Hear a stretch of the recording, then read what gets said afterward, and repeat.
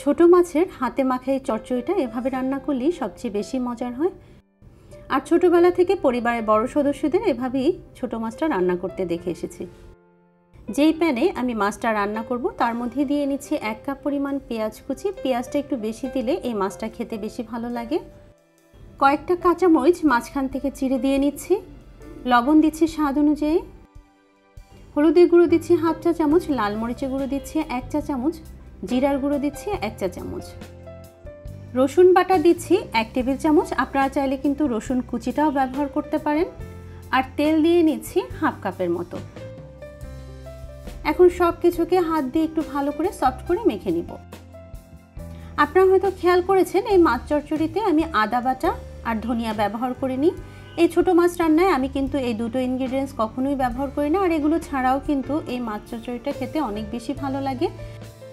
মাখা হয়ে গেলে এর মধ্যে আমি ছোট মাছগুলোকে দিয়ে নিচ্ছি। আপনারা এখানে যে কোনো ছোট মাছই ব্যবহার করতে পারেন। আর দিয়ে নিচ্ছি সামান্য একটু আলু কুচি।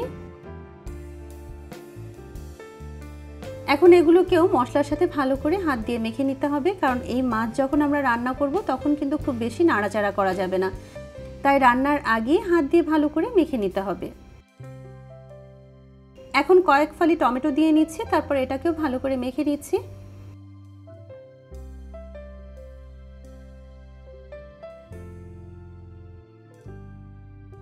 এখন এর মধ্যে দিয়ে নিচ্ছি পানি।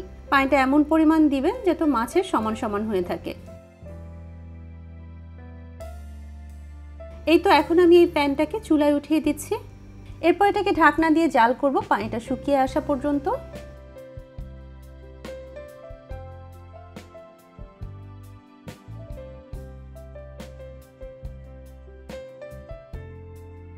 এই যে দেখুন পানিটাও শুকিয়ে এসেছে আর আলুটাও ভালো করে সিদ্ধ হয়ে গিয়েছে। এখন সব কিছুকে খুবই আলতো হাতে একটু নেড়ে দিব যাতে মাছগুলো ভেঙে না যায়, সেদিকে খেয়াল রাখতে হবে। যদিও খুব অল্প মশলা ব্যবহার করে এই চচ্চড়িটা রান্না করা হয়, তারপরেও খুবই সহজে এই চচ্চড়িটা খেতে কিন্তু ভীষণ মজার হয়ে থাকে। এখন উপর থেকে কিছুটা ধনেপাতা কুচি দিয়ে নিচ্ছি।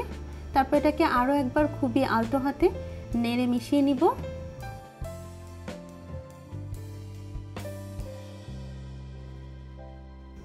এই তো মাছের চচ্চড়িটা রান্না হয়ে গিয়েছে। এখন এটাকে চুলা থেকে নামিয়ে গরম গরম ভাতের সাথে পরিবেশন করব।